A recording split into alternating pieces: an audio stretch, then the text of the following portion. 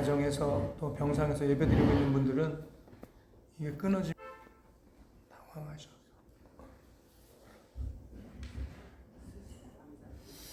핸드폰을 제 걸로 해야겠어요. 우리 사모님 걸로 하는데 한 번씩 끊어지면 또 드리시는 예배들이 안에 가정에서 드리시는 분들은 실망이 돼서 됐습니다. 지금 됐어요. 우리 옆에 계신 분들하고 축복하고 인사하겠습니다. 빛이 있으라 인사합니다. 빛이 있으라.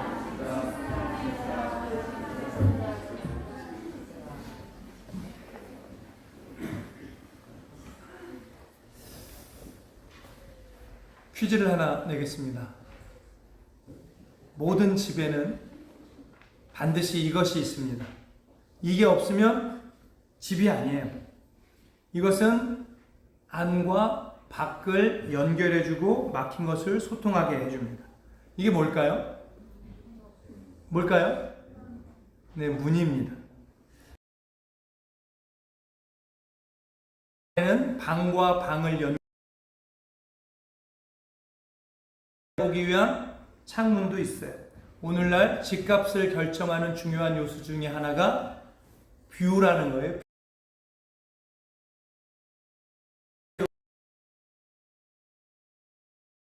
보이는 모습, 광경, 그것이 집값을 결정하는 요소가 돼요. 그래서 똑같이 한강변에 있어도 한강이 보이는 집은 몇 억이 비싸요.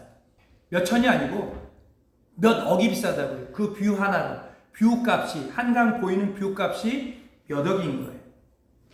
옛날 궁궐이나 대감마님들의 집들은 나무문이었습니다. 그런데 저 어렸을 때 보통 일반 사람들의 집은 특별히 농촌에 있던 집들 쌀이문이었어요. 쌀이문. 그러니까 쌀이문을 해도 쌀이문이라는 게 뭐 그냥 발만 이렇게 해도 넘어갈 수도 있고 그러는 거죠. 뭐 또 큰 뭐 대감 집들 집이라고 해도 마음만 먹으면 얼마든지 뛰어 넘어갈 수 있는. 그러니까 그만큼 그 전에는 서로 믿고 살았고 도둑도 없었다는 얘기인데 시간이 지나면서 양철 대문 지나면서 철로 만든 철대문이 등장을 했습니다. 그런데 문이 견고해질수록 소통은 점점 더 어려워지는 거예요.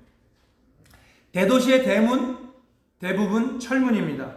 특히 아파트 철문 견고.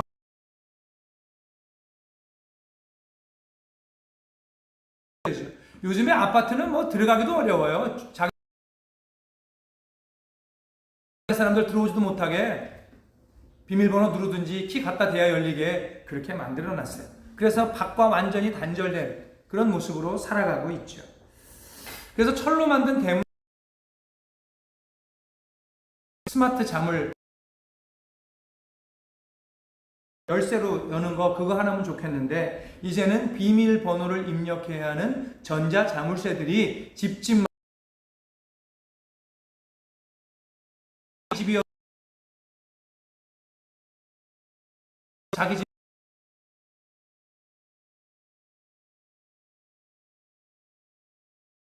경찰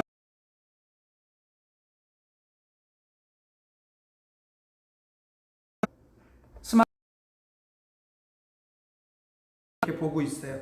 그런데 쇼핑도 요즘엔 밤 11시까지만 쇼핑하면 클릭 몇 번 하면 다음날 새벽 4시만 되면 집 앞에 물건이 타고 와 있죠. 요즘 뭐 무슨 배송 또 해가지고 그거는 뭐 몇 시간 안에 동네에서 그냥 바로바로 물건 오는 그런 것들도 많이 있어요. 그런데 인터넷으로 물건을 사려고 하면 쇼핑을 하려고 하면 뭘 해야 되냐면 그 사이트에 회원 등록을 해야 돼요. 그래서 거기다가 아이디를 만들고 패스워드를 만들어요. 즉 비밀번호를 만들어 놓아서 그걸 눌러 놓아야 아니면 자동 로그인을 해 놓든지 그래야지만 이용할 수 있는 그 지점까지 들어가요. 그 사이트에는 들어갈 수 있지만 주문을 하려면 비밀번호를 번호를 모르면요 인터넷 쇼핑도 할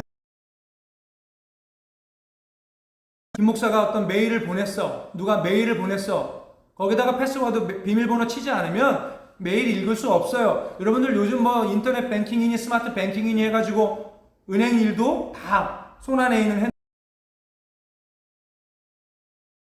인증서나 이런 비밀번호를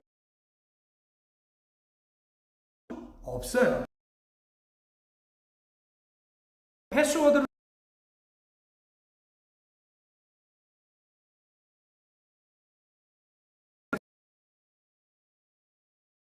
천국에 들어가려면 그냥 들어갈 수 있는 게 아니에요. 천국을 들어가려면 패스워드를 입력해야 된다고요. 천국 들어가는 패스워드가 있어요. 가이사라 빌립보에서 예수님께서 제자들에게 합니까? 주는 그리스도시요 살아계신 하나님의 아들이십니다라고 고백합니다. 그 고백을 들은 예수님께서 베드로를 향해서 축복의 선언을 하시죠. 내게 천국 열쇠를 주리니 네가 땅에서 무엇이든지 풀면 하늘에서도 풀릴 것이다. 여러분, 이 말씀을 들어보면 뭘 알 수 있냐면요, 우리가 살고 있는 이 땅과 천국이 연결되어 있다는 거예요. 따로따로가 아니고 단절되어 있는 것이 아니에요. 여기서 매면 거기서도 매고 여기서 풀면 거기서도 풀린다는 것은 연결이 되어 있다는 거죠. 그래서 땅에서 매면 묶이고 땅에서 풀면 거기서도 풀리고요. 이 말을요, 열쇠하고 연결지어서 생각을 해보면 매인다고 하는 것은 잠긴다는 것이고 푼다고 하는 것은 열린다는 거예요. 자, 그러면 두 번째 퀴즈를 하나 드릴게요. 천국 문은 열려 있습니까? 잠겨 있습니까? 여러분, 천국 문은 열려 필요가 없어요. 왜? 열려 있는데 열쇠가 뭐가 필요하겠어요? 들어가면 되는데. 다시요. 그럼 천국 문은 열려 있을까요? 잠겨 있을까요? 잠겨 있어요. 우리가 열쇠가 있어야지만 열쇠를 가진 자만이 들어가는 거지. 가는 게 아니고 도둑도 들어갈 수 있는 거잖아요. 천국 문이 열려 있다고 하면 아무나 들어가게요? 아니요. 열쇠를 가진 사람들만이 천국에 들어갈 수 있어요.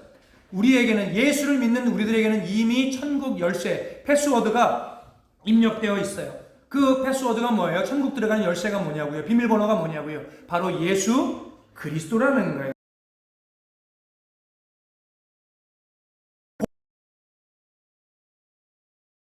내가 내 모든 죄가 용서받았다는 것을 믿으면 되는 거예요. 그것을 고백하면 되는 거예요. 내가 하나님의 자녀가 되었다고 하는, 예수 그리스도의 피로 하나님 자녀가 되었다고 하는 그 확신을 가지고 있으면 언제라도 천국에 들어갈 수 있는 천국 열쇠가 우리에게 주어져 있는 거죠. 믿으십니까?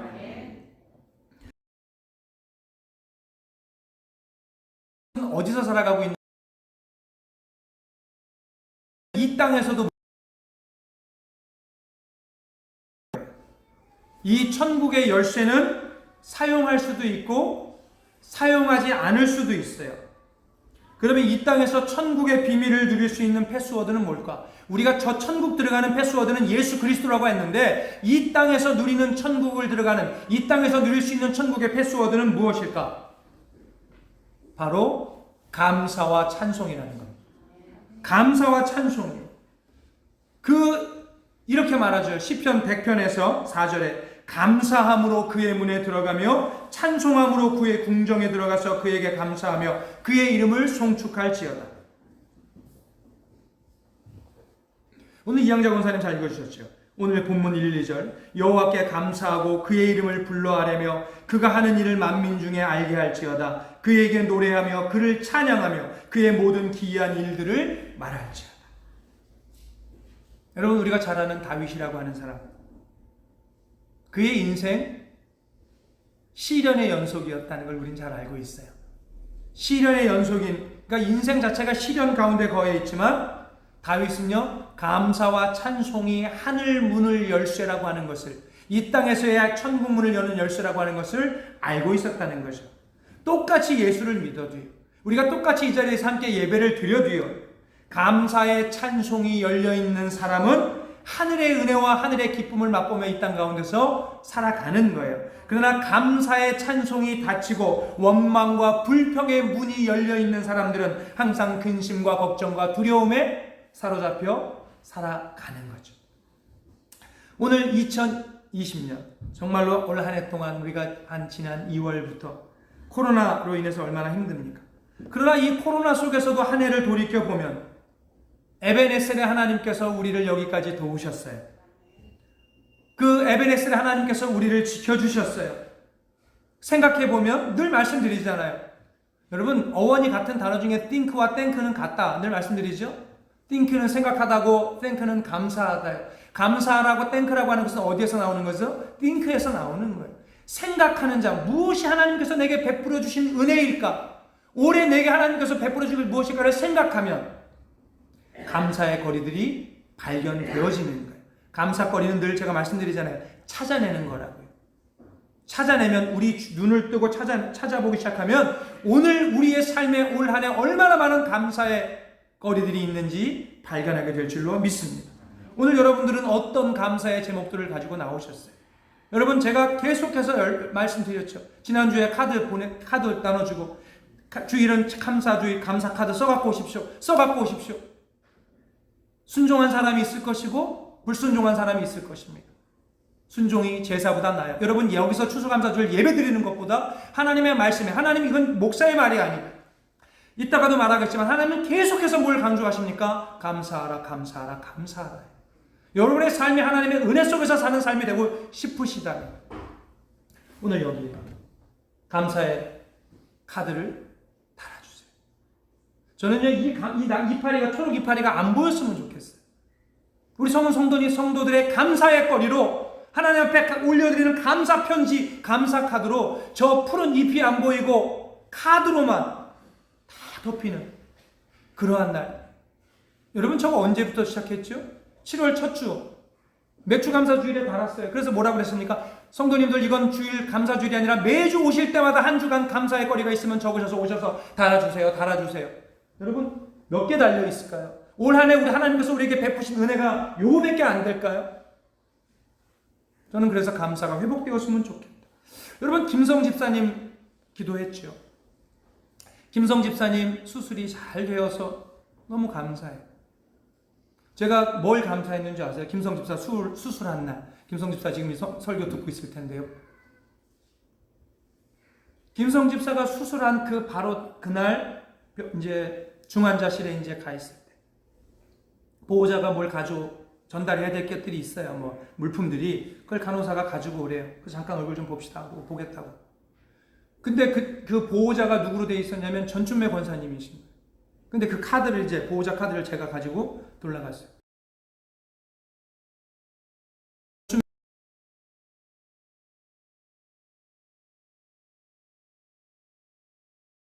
엄마로서 지금 아들의 이 모습을 본다면 보니까 반 시체더라고요. 수술 받고 내려와서 바로 얼마 안 돼가지고 반 시체 막 꽂아놓고 뭐 그렇지 않겠어요? 새로운 간을 자기 간 다 100% 잘라버리고 남의 간 받아가지고 그리고 수술하고 내려왔습니다. 여러분, 그게 제가 계속 이야기하는 거예요. 너무너무 감사하더라. 내가 가서 본 것이. 그리고 김성 집사 수술이 잘 되었어요. 여러분, 감사한가요? 김성 집사 수술 잘 된 것이 너무나 감사하죠. 그런데요, 여러분들은 더 감사한 거예요. 김성 집사의 수술이 잘 된 것보다도 여러분들은 수술 안 했잖아요.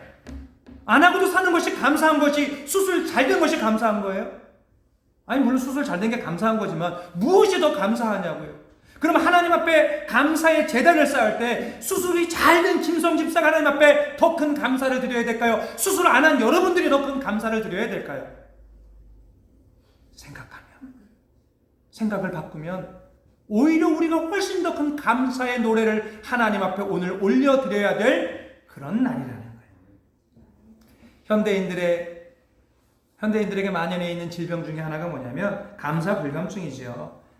현대인들 감사 잘 못해요. 한번 사람들 말하는 거 들어보세요. 뭐가 불만, 뭐가 불평, 계속 원망과 불평과 불만만 계속 말하는 그런 병들에 걸려 있어요. 밥을 먹으면, 국을 먹으면 아이고 왜 이렇게 짜냐고, 이건 왜 이렇게 질기냐고, 언제나 그런 거 먼저 말하지. 너무 맛있다고. 여보, 오늘 식사가 반찬이 너무 맛있네. 호박나물이 너무 맛있네. 계속 우리가 이래요. 여보, 이거 좀 짜네. 여보, 이건 좀 질기네. 이 습관이 되어 있다고요. 괴테는요, 이런 말을 했어요. 이 세상에서 가장 쓸모없는 인간은 감사할 줄 모르는 인간이라는 거예요. 성경은 말세의 여러 가지 모습 중에서 말세는 이런 일이 있을 것이다 말하면서 감사가 없다는 거예요. 그게 말세라는 거예요. 그래서 성경은 계속해서 감사하는 신앙에 대해서 말하고 있어요. 강조하고 있어요. 골로새서 2장 7절에 보면 믿음에 굳게 서서 감사함을 넘치게 하라 명하고 있어요. 골로새서 3장 15절 너희는 또한 감사하는 자가 되라. 17절에 무엇을 하든지 말에나 일에나 다 주 예수의 이름으로 하고 그를 힘입어 하나님 아버지께 감사하라. 데살로니가전서 5장 18절 범사에 감사하라. 이는 그리스도 예수 안에서 너희를 향하신 하나님의 뜻이니라.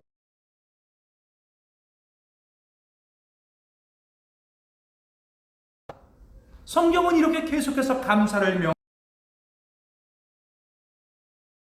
강조하고 있을까요? 감사이고 믿음.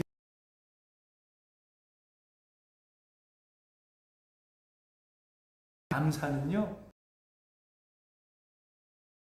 힘이 좋을수록 원망 믿음의 온도계예요.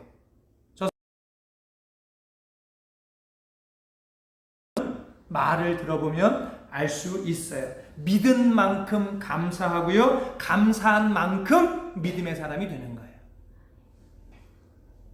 그래서 그 사람의 믿음의 수준은 얼만큼 감사하고 사는지를 보면 금방 알 수 있죠.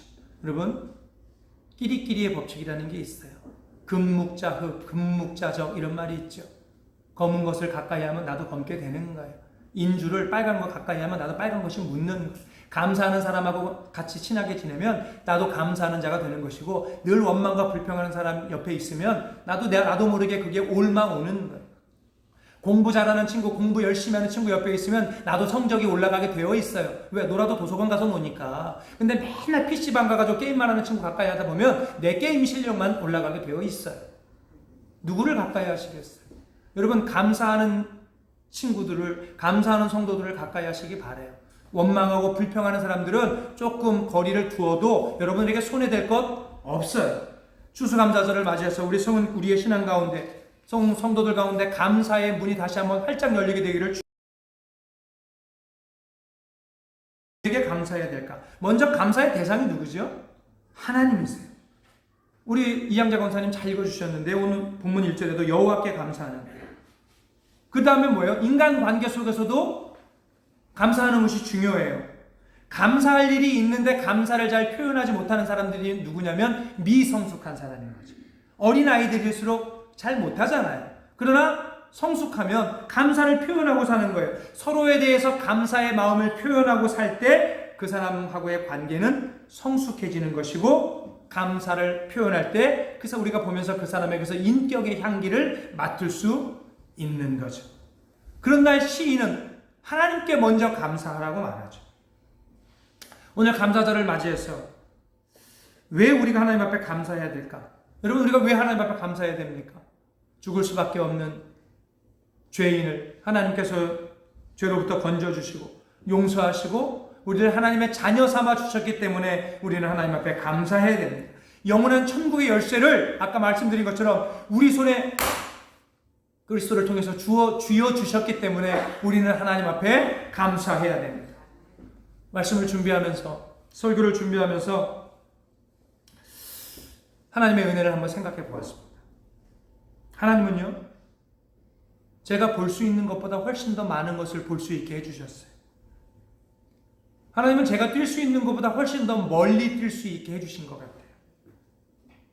제가 오를 수 있는 것보다 더 높은 곳에 하나님은 나를 오르게 해주셨어요. 이 모든 것 생각해 보니 이건 주님의 은혜다. 주님의 은혜가 아니고서는 이럴 수가 없다라는 고백이 나오더라고요. 생각하면 생각할수록 모든 것이 다 주님께 감사할 것들 뿐이더라고요. 그러면 우리는 어떻게 하나님 앞에 감사해야 될까요? 2절에 보면 그에게 노래하며 그를 찬양하며 그의 모든 기이한 일들을 말할지어다. 뭘 해야 된다는 거죠? 온 마음과 정성 다해 뭐 하라고요? 하나님을 노래함으로, 찬양함으로 감사해야 된다. 하나님이 우리를 지으신 목적이 뭐예요? 바로 찬송받기 위해서 인간을 지었다. 성경은 그렇게 말씀하고 있잖아요. 그러니까 우리는 입술을 열어서 당연히 뭐 해야 되냐면 하나님을 찬양해야죠. 온몸으로 춤을 추며 하나님 앞에 영광을 돌려야죠. 수금과 비파를 가지고 모든 악기를 동원해서 그 하나님을 우리가 찬양해야 됩니다. 트로트 부르는 것, 트로트 듣는 것, 그 몇 배를 주님을 찬송하고 찬양을 들어야죠. 우리 주님 찬양 중에 거하시는 그런 하나님이시잖아요. 그래서 찬양하는 자에게는요, 여러분, 찬송하는 자에게는 기쁨이 있어요. 감사가 있다고요. 마귀는요, 찬송하면 떠나가요. 물러가요. 염려, 근심, 걱정, 찬송하면 사라져요. 정말 감사절을 맞이해서 전심을 다해서 하나님을 찬송하기를 바라요. 그래서 우리가 감사절마다 뭐 하는 거예요? 추수감사 찬양제를 하는 거잖아요. 그 찬송으로 인해서 하나님께는 영광, 우리에겐 기쁨, 사단의 모든 역사가 떠나갈 수 있도록 우리가 추수감사 찬양제로 하나님 앞에 영광 돌리는 거 아닙니까? 우리는 찬양이라고 해서 우리의 입술로, 입으로만 부르는 찬양이 아니라 온 마음과 우리의 온 영혼을 다해서 하나님을 높여드리는 찬송하는 성원의 지체들이 되시기를 축원합니다. 그래서 찬송 가운데 거하시는 하나님을 날마다 만나시는 우리 성원 성도들 간절히 되기를 바라고요. 그러면 세 번째는 무엇을 감사해야 될까? 하나님께서 내게 이미 내려주신 은혜를 감사해야죠. 그렇죠? 그의 종 아브라함의 후손 곧 택하신 야곱의 자손 너희는 그의 행하신 기적과 그의 이적과 그의 입의 판단을 기억할지어다. 하나님은 아브라함을 택하셔서 복을 약속하셨어요. 내가 너로 큰 민족을 이루게 하겠다. 내가 너에게 복을 주어서 너의 이름을 창대케 되게 하겠다. 그리고 너를 복덩이로 만들어주겠다. 아브라함은 그 말씀, 하나님의 약속의 말씀을 믿고 순종했습니다. 그가 순종할 때 하나님은 그의 이름을 창대케 하셨고요. 그를 믿음의 조상으로 삼으셨어요. 복덩이가 되게 하는 은총을 주셨다. 그가 내 머리로 이해할 수 없는 광야의 길로 우리를 몰고 가실 때가 있어요. 허락하시는 고통에는 하나님의 뜻이 있어요. 고난이라고 하는 변장된 하나님의 축복이 있다고요. 정말 중요한 건 뭐냐면 주님은 언제나 우리와 함께하고 계시다는 거예요. 주님이 동행하고 계시다는 거예요. 하나님은 까닭 없이 우리를 괴롭히시는 분이 아니에요. 반드시 고통에는 하나님의 뜻이 담겨 있음을. 그래서 그 고통의 뜻을 깨닫는 자는 정말 성숙한 믿음의 길에 들어서게 되는 거고요. 이해할 수 없는 고난의 그림자가 우리를 덮칠 때 원망하지 마세요. 주님 앞에 엎드려서 이 고난의 뜻이 무엇에 어디에 있는지를 기도하시고 지혜를 주시든지 이것을 이길 수 있는 힘을 달라고 기도하시기 바랍니다. 주님은 어떤 경우에도 우리가 가고 있는 그 길을 알고 계시고 그 가운데 동행하고 계시고 욥, 여러분 우리가 고통 그러면 고난 그러면 욥부터 떠오르는데 그 고난 속에서 고통 속에서 욥이 입술로 범죄하지 않았어요. 오히려 하나님을 찬양했던 모습을 우리가 봅니다. 추수감사주의를 맞이해서 우리 안에 다시 한번 닫혔던 감사의 문이 활짝 열려지기를 축복합니다. 행복, 감사와 비례한다고 말씀드렸습니다. 헬라의 철학자 아리스토텔레스가 이런 말을 했어요. 행복은 감사하는 사람의 것이다. 여러분 행복하고 싶으십니까? 감사하시기 바랍니다. 인도의 시성, 그럼 누구를 말하죠? 타고르. 그 타고르는 이렇게 말합니다. 감사의 분량이 곧 행복의 분량이다. 여러분이 얼마만큼 감사하고 사느냐가 여러분들이 얼마만큼 행복한가, 그것을 나타낸다는 거예요. 사람은 감사한 만큼 행복한 거예요. 세상 사람들 착각하고 사는 건 뭡니까? 행복은 가진 것만큼 행복하다는데 아니에요. 행복은 소유에 있지 않아요. 절대로 그렇지 않아요. 삶에 조금 더 도움은 되지만 그것으로 인해서 행복을 살 수 있는 것은 아니라는 말씀을 드려요. 감사가 없는 마음, 감사가 없는 가정, 거기가 어디예요? 지옥이에요. 여러분, 감사가 없는 마음, 감사가 없는 가정, 감사가 없는 관계, 거기가 어디라고요? 지옥이라고요. 감사가 없는 가정, 메마른 광야 같아요. 감사 없는 가정, 들어가고 싶지 않은 가정이에요. 그런 가정 나오면 뭐라고 말해요? 집에 가자 그러면 어떻게 나온 집인데 벌써 들어가냐는 말이 나오는 거예요. 감사가 없는, 그러니까 감사라고 하는 건 여러분 환경의 문제가 아니라고요. 뭐가 갖춰져야 되는 그런 환경의 문제가 아니고, 감사라고 하는 것은 인식의 문제고 태도의 문제예요. 믿음의 창문으로 우리가 삶을 볼 때 이 믿음의 눈으로 세상을 바라보면, 믿음의 창, 우리의 눈이라고 하는 이 창으로 세상을 바라보면 모든 것이 감사고 모든 것이 찬송이에요. 추수감사주일 아침입니다. 여러분, 이 땅에서의 행복의 패스워드를 잘 입력하시기를 바라요. 어떻게 해요? 감사의 창문을 활짝 여셔가지고 마음껏 주님을 찬양하며 주님께 영광 돌리실 때 감사의 창문으로 쏟아져 들어오는 하나님의 놀라운 이적과 기적을 누리며 살아가는 성원의 모든 지체들의 복된 인생들이 되기를 예수님의 이름으로 축복합니다. 기도하겠습니다. 사랑의 하나님, 감사합니다. 오늘 추수감사주일입니다. 성은 성도들의 입술 가운데 감사의 찬송이 끊이지 않게 하여 주시고, 그래서 저들의 감사의 창문을 통해 하나님이 부어주시는 놀라운 하늘 축복의 빛들이 저들의 영혼에, 저들의 삶에, 저들의 가정에 가득 차게 하옵소서. 예수님의 이름으로 축복하며 감사기도 드립니다.